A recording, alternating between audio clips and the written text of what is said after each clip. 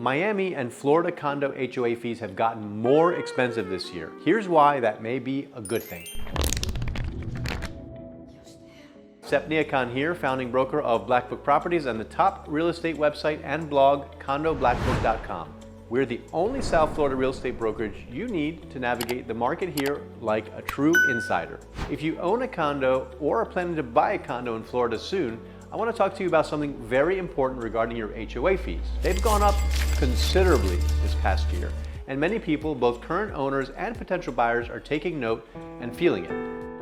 And yeah, I get it. They seem quite expensive, but I'm going to tell you why it also is a good thing. Your condo fees have gone up. Not good. Reasons why they're going up? Not good and good. I hope you liked our insights. That's in our video. Have a wonderful day. Outstanding. Wow. Nice. Just kidding. All right, let's get to it, guys. Condo fees have gone up for two major reasons. First, condo master insurance policy prices, the insurance policies that cover the structure, exterior, amenities, etc., have gone up considerably. Second, Florida condo safety and maintenance laws have become more stringent. You may remember in 2021 the devastating and tragic collapse of Champlain Towers, an older condo building on the beach in Surfside that killed almost 100 people. That condo tower collapse sparked a whole new set of safety laws that were passed in 2022 and that went into effect last year. And they've had a ripple effect across all of Florida in regard to condos.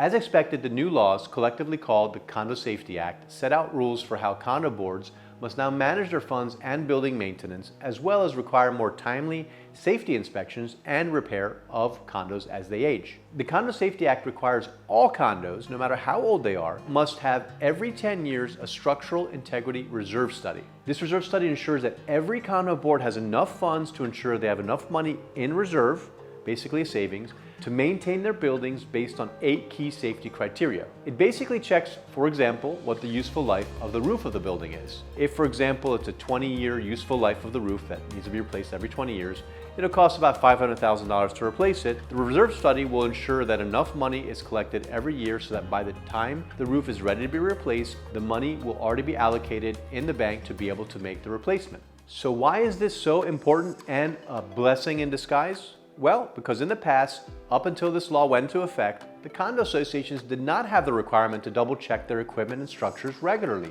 and subsequently adjust their reserve or savings for future repairs. And also, unbelievably, they could actually, knowing that they had to save this money for potential future upcoming repairs, they could vote not to collect these reserve funds even if they knew they would need them in the near future. Basically, kicking the can down the road for big expenses they knew they would have to incur in the future.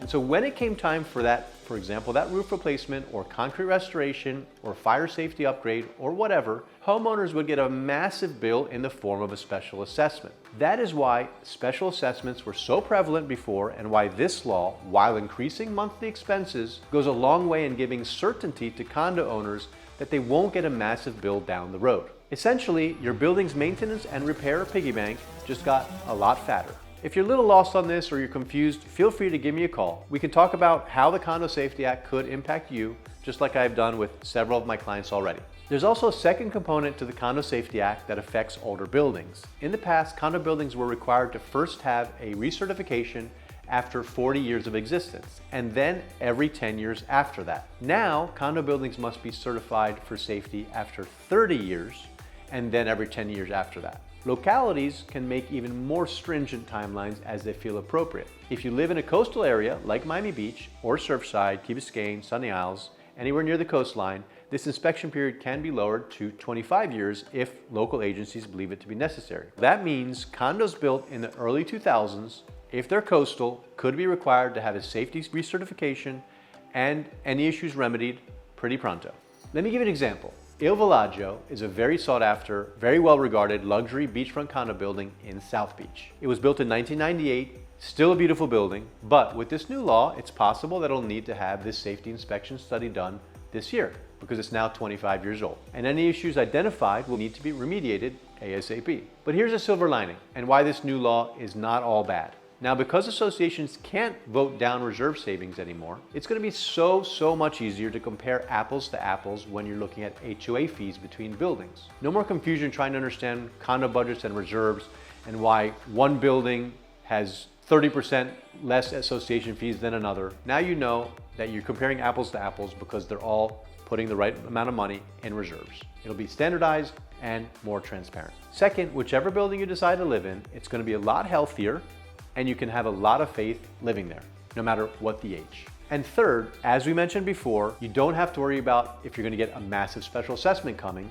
because they're building the savings into your monthly payments for major replacements and repairs. So tell me, have your condo fees gone up? I kind of know the answer, but tell me, I want to know what's happening in your condo. Let me know in the comments or reach out on our social media channels. We're always here to help. And if you like what you saw, be sure to subscribe and check out the best real estate website in South Florida, CondoBlackbook.com. As always, I'm Sep Niakan. Thanks for watching and have a great day.